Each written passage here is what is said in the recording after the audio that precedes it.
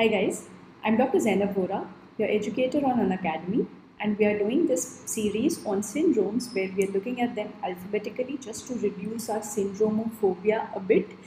So this is the second part which is going to be focused on the letter B. So let's begin with the first syndrome from letter B, which is very important, which is called Birt-Hogg-Dube syndrome. So remember, Birt-Hogg-Dube syndrome is actually a triad. So there are three words in the syndrome itself, and there are three pertinent features to it. The first one is the renal mass. So when you see the CECT, remember the contrast enhanced CT, the bones are white. You can see contrast within the vessel and the kidney. It's a contrast enhanced CT, and in the right kidney there is this round ball type lesion. Alright, so remember, kidney lesions we divide them into ball type, bean type depending on the morphology. So rounded mass, ball type lesion. When it infiltrates in the reniform shape of the kidney is maintained, that is called a bean type of lesion, the prototype of which is a transitional cell CA. So anyways, here we are seeing that there is a ball type well-defined lesion in the kidney which is enhancing, and the main feature that you can see here is this central scar. Right, so what is the renal mass with a central striate scar? It is an oncocytoma. Alright, so an oncocytoma or a chromophobe RCC, both of which look indistinguishable on imaging. That is the first part of Birt-Hogg-Dube, which is the renal tumor. When we look at the skin lesions here, you can see that there are multiple follicular based lesions. These are fibrofolliculomas. These are fibrofolliculomas. So remember, skin lesions, the second part of the triad, and the third part is presence of lung cyst. So you will see lung cyst will sometimes can rupture and lead to what? Lead to pneumothorax that you see here. There is this air in the pleural space. You can see no bronchovascular markings. This is the visceral pleura. So this is pneumothorax, which you can see here, and there are some loculated foci as well that you can see.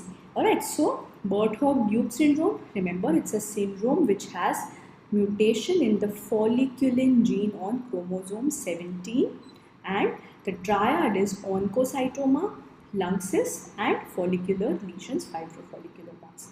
Going on to the next syndrome, which is Binswanger disease or syndrome. This is a cause of subcortical vascular dementia. Alright, so remember, vascular dementia is the most common cause of dementia all over the world. It leads to a step ladder type of decline, predominantly in the executive function. That is how we characterize vascular dementia.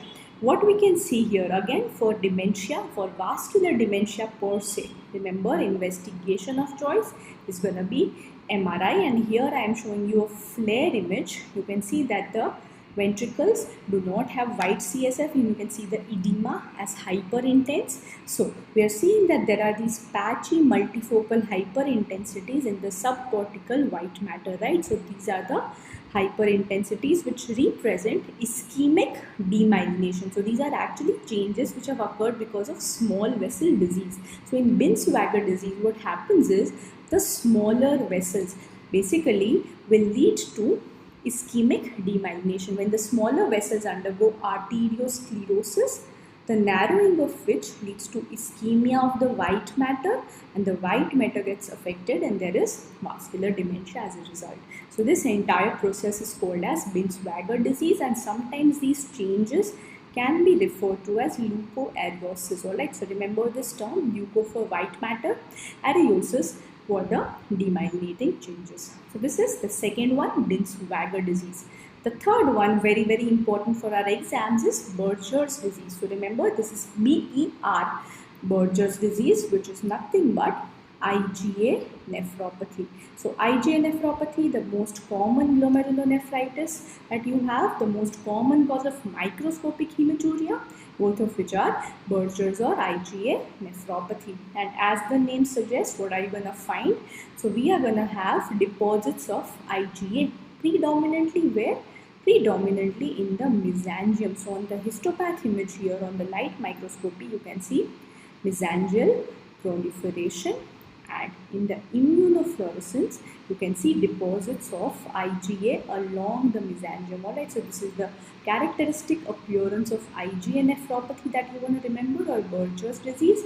And one very important distinguishing factor versus post-streptococcal glomerulonephritis is the fact that This will also basically proceed any infection, any URTI, but this is basically proceeding days after the URTI, whereas PSGN usually occurs weeks after the infection. Alright, so this is something that you can have as a history, that there was history of URTI and then there's microscopic hematuria just days after the URTI or ongoing with the URTI, talking about Berger's disease.